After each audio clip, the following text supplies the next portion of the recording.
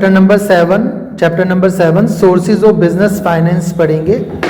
Sources of business finance में borrowed fund पढ़ेंगे। क्या पढ़ेंगे हम? Borrowed fund. ठीक है, सोर्सेज ऑफ बिजनेस फाइनेंस में क्या पढ़ेंगे? Borrowed fund. ओके, आइए चलते हैं। सबसे पहले सोर्सेज ऑफ बिजनेस फाइनेंस में बोरोड फंड में बात आती है कि बोरोड फंड होता क्या है। तो बेटा बोरोड फंड होता है जो पैसे आपने किसी से उधार लिए हैं, क्रेडिट पे लिए हैं। दो चीजें हमने यहां पे पढ़ी थी, एक तो था ओनर्स फंड, दूसरा था बोरोड फंड। ओनर्स फंड कौन से पैसे थे? जो खुद के पैसे थे, सेल्फ। और बोरोड फंड क्या होता है बेटा? बोरोड फंड होता है जो हमने किसी से उधार लिए हैं। क्या लिए? किसी से उधार लिए हैं। ठीक है, तो बोरोड फंड में सबसे पहली चीज आती है जब हम बिजनेस फाइनेंस देखेंगे, बिजनेस के लिए फाइनेंस लाने की कोशिश करेंगे, फंड्स लाने की कोशिश करेंगे, ट्रेड क्रेडिट। अब ये ट्रेड क्रेडिट क्या होता है? ट्रेड क्रेडिट क्या होता है बेटा? ट्रेड क्रेडिट का मतलब है जब आप बिजनेस में किसी से उधार पैसा मांग रहे हो। इसमें होता क्या है? क्रेडिटर्स के पास आप सामान लेने के लिए जाते हैं और क्रेडिटर्स आपको क्या कर देते हैं? उधार सामान दे देते हैं। 1 मंथ के लिए उधार दे देते हैं, 2 मंथ्स के लिए उधार दे देते हैं। अब क्रेडिट पे जब सामान मिला तो आपने वो बिना पैसे दिए, बिना पैसे चुकाए सामान को इस्तेमाल कर लिया। कितने महीने के लिए इस्तेमाल कर लिया? जितने टाइम के लिए आपको उधार मिला है। इसे भी एक तरह का क्रेडिट कहा जाएगा। जब आपके पास पैसे नहीं थे उसके बावजूद भी, in spite of you having no money, you purchase some goods. कैसे? On credit. आपके पास पैसे नहीं थे तब भी आपने गुड्स खरीद लिए तो आपको क्या मिल गया? क्रेडिट मिल गया। इसे कहते हैं ट्रेड क्रेडिट। क्या कहते हैं इसे? Trade credit. देखिए यहां पर लिखा भी हुआ है ट्रेड क्रेडिट के बारे में। Trade credit refers to an arrangement. Trade credit वो अरेंजमेंट है जिसमें एक मैन्युफैक्चरर क्रेडिट देता है। देखिए ध्यान से क्या लिखा है, जहां पर एक मैन्युफैक्चरर को क्रेडिट मिलता है। किससे मिलता है? Supplier of raw material, raw material के सप्लायर को। इसी तरह मैन्युफैक्चरर किसे क्रेडिट देगा? जो होलसेलर होगा उसे देगा। ठीक है कि नहीं? होलसेलर किसे क्रेडिट देगा? रिटेलर को क्रेडिट देगा। ठीक है, तो एक दूसरे को क्रेडिट देते हैं। बट कैसे दिया क्रेडिट? पैसों के रूप में ना देकर उधार सामान बेच दिया, क्रेडिट पे गुड्स को सेल कर दिया, ये क्रेडिट दिया। सप्लायर ने अपने कस्टमर को क्या कहा कि जितना भी पैसा है वो आपको 1 महीने बाद, 2 महीने बाद, 15 डेज बाद, 45 डेज बाद क्या कर देना है? पे कर देना है वापस। तो 45 डेज के लिए आपको क्या मिल गया? क्रेडिट मिल गया। ठीक है, सामान मिला बट पैसे देने नहीं पड़े। मैक्सिमम जो यहां पर क्रेडिट दिया जाता है, ट्रेड क्रेडिट, वो मैक्सिमम 6 मंथ्स का दिया जाता है। कितने मंथ्स का दिया जाता है? 6 महीने का। 6 महीने से ज्यादा का क्रेडिट आपको नहीं दिया जाता। अब डिपेंड करता है कि जो भी क्रेडिट आपको मिल रहा है, वो जो क्रेडिट मिल रहा है वो कितना मिलेगा। तो बेटा डिपेंड कैसे करता है?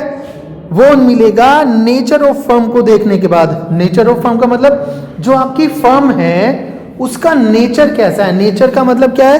किस तरह का बिजनेस करती है। डिफरेंट टाइप्स ऑफ बिजनेस के लिए डिफरेंट टाइप का क्रेडिट होता है।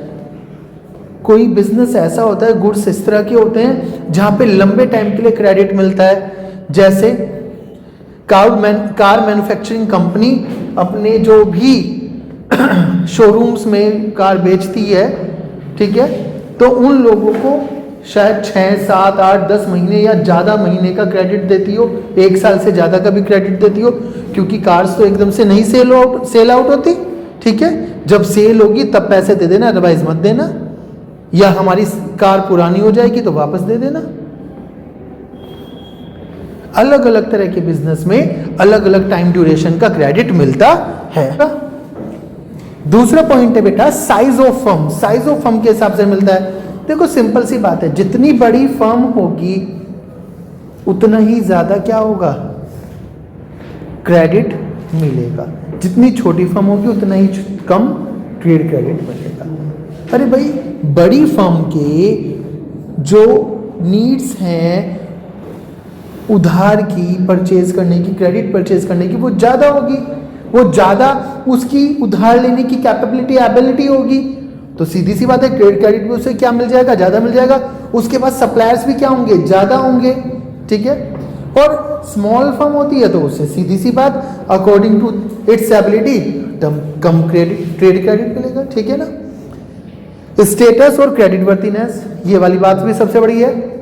ये वैसे साइज और नेचर में ही आ जाती है कि कोई फर्म जल्दी जल्दी पैसे चुका देती है, अपने जो भी क्रेडिट पे सामान लिया तो उस क्रेडिट को बहुत जल्दी पूरा कर देती है, ठीक है, सप्लायर के मांगने से पहले, टाइम से पहले, टाइम तक।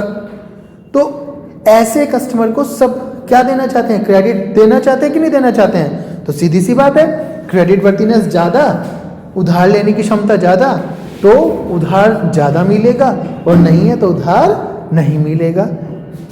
फीचर्स बताएं। Readily available. रेडीली अवेलेबल का मतलब क्या है, एकदम से मिलता है।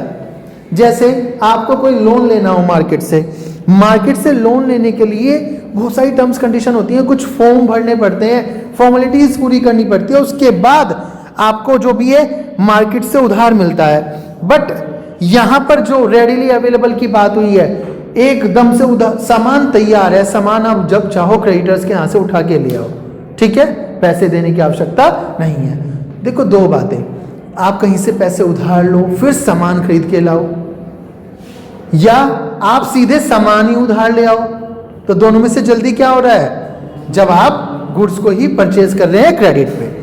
फ्लेक्सिबल, क्या करें, कोई फिक्स रूल्स रेगुलेशन नहीं है कि ये फॉर्म भरना पड़ेगा, ये फॉर्मेलिटी पूरी करनी पड़ेगी, ये गारंटी देनी पड़ेगी, ऐसा कुछ भी नहीं है, एकदम से मिल जाता है। जितना सामान चाहिए आपको उतना मिल जाता है। डिपेंड क्या करता है, बस जो आपने पहले डीलिंग्स करी है, पिछले वाले पैसे टाइम पर दिए हैं या नहीं दिए हैं। पीछे पैसे देने में तो कोई गलती नहीं करी है, उन बातों को देखते हुए एकदम से आपको मिल जाएगा। फ्लेक्सिबल है, ज्यादा सामान चाहिए ज्यादा मिल जाएगा, कम सामान चाहिए कम मिल जाएगा, ठीक है। No flotation cost. Flotation cost क्या होती है बेटा, फ्लोटेशन कॉस्ट होती है क्रेडिट लेने की कॉस्ट। फ्लोटेशन कॉस्ट क्या होती है, क्रेडिट लेने की कॉस्ट। मतलब समझो, आपने शेयर इशू करे थे, शेयर इशू करने पे आपको प्रोस्पेक्टस इशू करना है, रजिस्ट्रार ऑफ कंपनीज के पास प्रोस्पेक्टस रजिस्टर कराना है, एडवर्टाइजमेंट देना है, फॉर्म छपवाने हैं, बहुत सारी फॉर्मेलिटी है। डिबेंचर्स इशू करने यही प्रॉब्लम है, बैंक से लोन लेना यही सब प्रॉब्लम है। मगर यहाँ पे कोई भी फ्लोटेशन कॉस्ट है ही नहीं, सीधा जाना है, सामान मांगना है, उठाकर ले आना है। कोई मतलब कि क्रेडिट लेने से पहले कोई भी आपकी कॉस्ट लगने वाली नहीं है, ठीक है। इंक्रीज इन प्राइसेस, क्या कह रहा है, ये देखने को मिलता है बहुत ज्यादा। इंक्रीज इन प्राइसेस कैसे देखने को मिलता है, कभी कभी पता क्या होता है, आप उधार लेने जाते हो ना तो आपको थोड़ा सामान महंगा मिलता है। क्यों मिलता है, आपने अकाउंटेंसी में पढ़ा है, क्या पढ़ा है अकाउंटेंसी में, यदि आप कैश पेमेंट करोगे तो ट्रेड डिस्काउंट से अलग एक डिस्काउंट और मिलता है ज्यादातर, कौन से वाला, कैश डिस्काउंट। कौन सा मिलता है, कैश डिस्काउंट। और जो क्रेडिट पे लेगा उसे कैश डिस्काउंट मिलेगा, नहीं मिलेगा। तो कभी कभी आपको पैसे बढ़े हुए लगते हैं, क्योंकि आप यदि कैश पेमेंट करते हो तो सामान सस्ता मिलता है, और क्रेडिट पे परचेज करते हो तो सामान थोड़ा सा महंगा मिलता है। Last, legal action. Legal action क्या है भाई, यदि आपने पैसे नहीं लौटाए, आपने जो प्रॉमिस करा था वो फुलफिल नहीं किया, आपने जो कमिटमेंट करा था उस हिसाब से आपने पेमेंट नहीं करी, तो सप्लायर, क्रेडिटर जो है वो क्या करेगा, आप पर लीगल एक्शन लेगा। क्या करेगा, लीगल एक्शन का मतलब कानून की मदद लेगा और आपसे पैसे निकलवाने की कोशिश करेगा। समझ में आ रही है बात। तो ये कुछ फीचर्स हैं ट्रेड क्रेडिट के। ये आपका trade credit. Okay, thank you.